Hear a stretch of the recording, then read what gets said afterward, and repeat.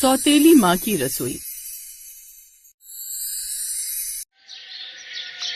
माँ, झाड़ू पोछा बर्तन सब कर दिया मैंने। अब मैं स्कूल जा रही हूँ। आपने मेरा टिफिन बना लिया? अगर बना दिया है तो दे दो ना छोटी माँ। नहीं, मैंने तेरा टिफिन नहीं बनाया। जा जाकर अपने दोस्तों के टिफिन में से कुछ खा लेना। मुझे मत बोल, मैं क्या तेरी नौकरानी हूँ? तभी अंदर से किंजल तैयार होकर आती है। माँ, मैं स्कूल जा रही हूँ। रुक जा बेटी, ये ले अपना टिफिन तो लेती जा। मैंने तेरे लिए मैक्रोनी बनाई है। वाह, मैक्रोनी! माँ, ये तो मेरी फेवरेट है।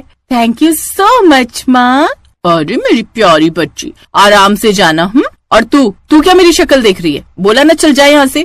बेचारी स्वाति बिना टिफिन लिए ही स्कूल चली जाती है। दरअसल रूपरेखा गजेंद्र सिंह की दूसरी पत्नी थी। उसकी पहली पत्नी शीला की मौत कैंसर के कारण हो गई थी। शीला अपने पीछे महीने भर की बेटी स्वाति को छोड़ गई थी। तब गजेंद्र को स्वाति की चिंता सताने लगी। इसीलिए अपनी बच्ची की देखभाल के लिए अब उसने दूसरी शादी करने की ठानी और रूपरेखा से शादी कर उसे घर ले आया।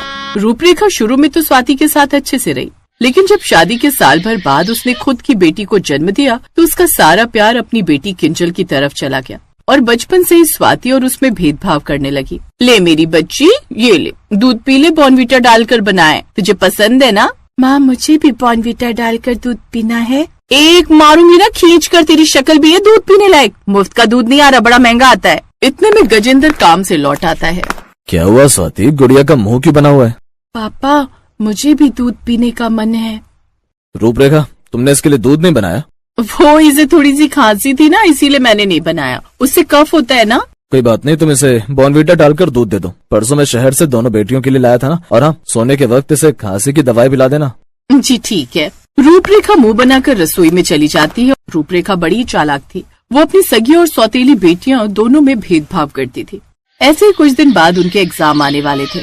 ये वाला प्रश्न कितना मुश्किल है, मुझसे तो हल ही नहीं हो रहा। कौन सा प्रश्न? मुझे दिखाओ किंजल, मैं तुम्हारी हेल्प करती हूँ बहन।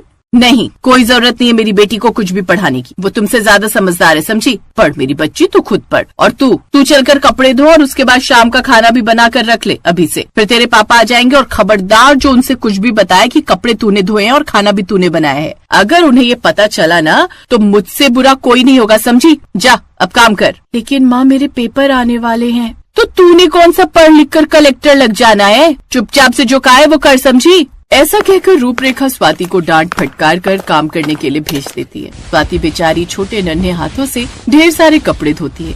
जैसे ही गजेंद्र के आने का वक्त होता तो वो स्वाति को पढ़ने बिठा देती और खुद घर के कामकाज में जुट जाती। शाबाश, मेरी दोनों बेटियां कितनी होशियार हैं। दोनों ऐसे ही पढ़ लिख कर मेरा नाम रोशन करना। वही तो मैं भी उन दोनों से कहती हूँ और इसीलिए दोनों को हर चीज लाकर हाथ में देती हूँ। एक पानी का ग्लास तक नहीं उठाने देती इनको। स्वाति बेटी तो पिछले 2 घंटे से लगातार पढ़ रही है। क्यों स्वाति बेटी? हाँ छोटी माँ। शाबाश। अच्छा रूपरेखा, खाना बन गया तो लगा दो।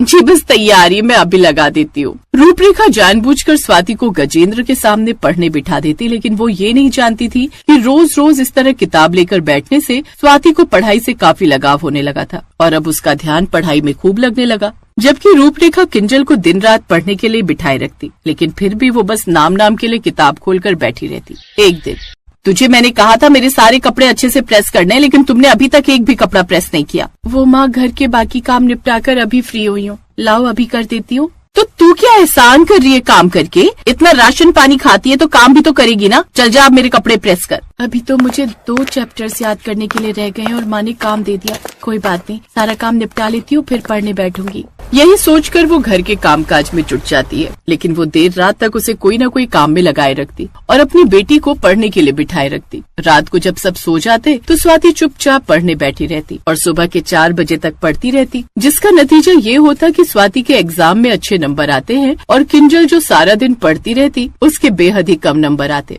ना जाने ये छोकरी पढ़ती कब है, थोड़ी देर पढ़कर भी इतने अच्छे नंबर ले आती है। ऐसे ही समय बीता और अब दोनों बेटियां जवान हो गई। स्वाति ने 12वीं पूरी कर ली। पापा, मुझे आगे की पढ़ाई के लिए बेंगलुरु जाना है और अपनी मरी हुई माँ का सपना पूरा करना है। आप हमेशा कहते थे ना कि माँ बोलती थी कि वो अपनी बेटी को अफसर बनते हुए देखना चाहती है। मैं माँ का सपना पूरा करना चाहती हूँ पापा। ठीक है मेरी बच्ची, तू जाना चाहती है तो मैं तुझे रोकूंगा नहीं। लेकिन ये सुनकर सौतेली माँ बुरी तरह जल भुन जाती है। मैं देखती हूँ कैसे ये अपना सपना पूरा करती है। सुनिए, मैं क्या कह रही थी जी, अपनी किंजल भी स्वाति के साथ चली जाएगी तो ठीक रहेगा। वो भी अपने आगे की पढ़ाई वहीं पूरी कर लेगी और दोनों बहनों का साथ भी हो जाएगा, तो हमें किसी तरह की कोई चिंता भी नहीं रहेगी। ठीक कहती हो तुम रूपरेखा। गजेंद्र इस बात के लिए मान जाता है, लेकिन रूपरेखा के मन में तो अलग ही प्लान चल रहा था। देख किंजल, मैं चाहती हूँ कि तू वहाँ जाकर इस स्वाति की बच्ची को इतना परेशान करे कि ये कभी अपना सपना पूरा न कर पाए। स्वाति और किंजल ट्रेन पकड़कर बेंगलुरु चली जाती हैं और वहीं रहकर पढ़ाई करने लगती हैं। लेकिन किंजल वहाँ स्वाति को किसी न किसी बहाने से परेशान करती रहती। स्वाति, मेरे सर में दर्द हो रहा है, मेरे लिए कॉफी बना दो ना। अच्छा ठीक है, अभी बना कर लाती हूँ मैं। इसी तरह वो किसी न किसी काम में उसे लगाए रखती, लेकिन जैसे ही किंजल खुद पढ़ने के लिए बैठती तो उसे नींद आ जाती और उसी वक्त स्वाति पढ़ने बैठ जाती। अब कभी बीच में छुट्टियों में वो दोनों घर भी आती तो रूपरेखा अपनी रसोई में बस अपनी सगी बेटी की पसंद का खाना बनाकर ही उसे खिलाती। ये सब देख स्वाति की आंख तो भर आती है, लेकिन वो किसी से कुछ नहीं कहती। फिर एक रोज एक बड़ी सी गाड़ी उस गाँव में आती है, जिसके आगे पीछे और भी कई सारी पुलिस की गाड़ियाँ होती है। लगता है कोई बड़ा अफसर आया है अपने गांव में। गजेंद्र भाई, ये तो आपके घर की तरफ जा रहे हैं। हाँ चलो चलकर देखते हैं। गजेंद्र जैसे ही अपने घर पहुंचता है, तभी रूपरेखा भी हॉर्न सुनकर बाहर आ जाती है। उस गाड़ी से स्वाति और किंजल बाहर आती हैं। मैं जानती थी मेरी किंजल मेरा नाम जरूर रोशन करेगी। तू बड़ी अफसर बन गई ना बेटी। आप गलत समझ रही है माँ, ये सब मेरा नहीं बल्कि स्वाति का है। वो IAS बन गई है। ये सुनकर रूपरेखा के पैरों तले जमीन खिसक जाती है, तो वहीं गजेंद्र का सीना गर्व से फूल जाता है। पापा, मैंने माँ का सपना पूरा कर दिया। शाबाश मेरी बच्ची, आज तेरी मरी हुई माँ को तुझ पर गर्व होगा। हाँ पापा, वो मुझे कहीं न कहीं जरूर आशीर्वाद दे रही होगी। छोटी माँ, आप अपनी बेटी को आशीर्वाद नहीं देंगी? रूपरेखा की आंखों में पछतावे के आंसू थे। वो स्वाति से माफी मांगती है। फिर उस रोज पहली बार रूपरेखा अपनी रसोई में स्वाति की पसंद की ढेरों डिशेस बनाती है, जिसे खाकर स्वाति बड़ी खुश होती है, क्योंकि इतने सालों में ये पहली बार था जब सौतेली माँ की रसोई में स्वाति की पसंद का कुछ बना हो। भले ही बेटी सौतेली हो या सगी, अगर वो ठान ले तो अपने माँ बाप का नाम रोशन कर सकती है। ताने, तकलीफ और तिरस्कार उसकी सीढ़ी बन सकते हैं। अगर वो हिम्मत ना हारे तो काफी आगे बढ़ सकती है, और यही स्वाति ने इस कहानी में साबित कर दिया।